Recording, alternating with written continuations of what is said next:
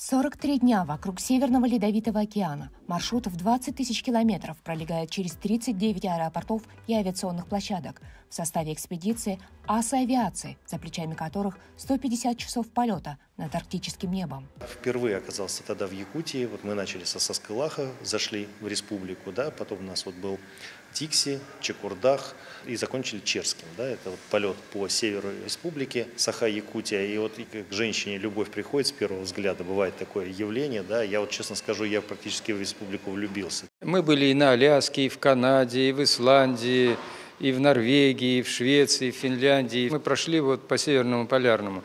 То есть это приарктические государства. И задача была пройти по всему Приполярью и посетить, и встретиться с жителями, и в основном и коренными жителями этих народностей, населяющих эти приполярные страны, государства. Идея перелета родилась во время космической одиссеи на МКС. На научно-производственном объединении «Аэроволга» создали фактически новый самолет-амфибию на базе серийного Ла-8.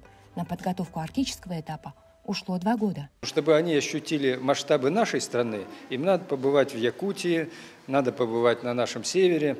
Вот поэтому мы и назвали «Север ваш», обращаясь именно в основном к молодежи России. Это путешествие стало еще одним шагом к освоению Арктики, в том числе и ее туристического потенциала. Пилотами составлена карта для других путешественников, где отмечены объекты инфраструктуры и особенно красивые места.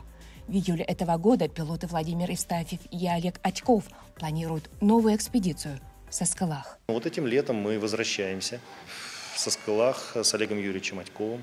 Мы планируем в июле слетать на наших самолетах. Республике самое большое спасибо за дочерей и сыновей. Даже не в обиду другим республикам, именно в Якутии нас встречали как нигде. Были в национальных одеждах и мужчины, и женщины. Мы танцевали с ними танец народный. Прямо там около самолетов на аэродроме. Отведали национальные блюда. Это такой, на самом деле, очень теплый прием.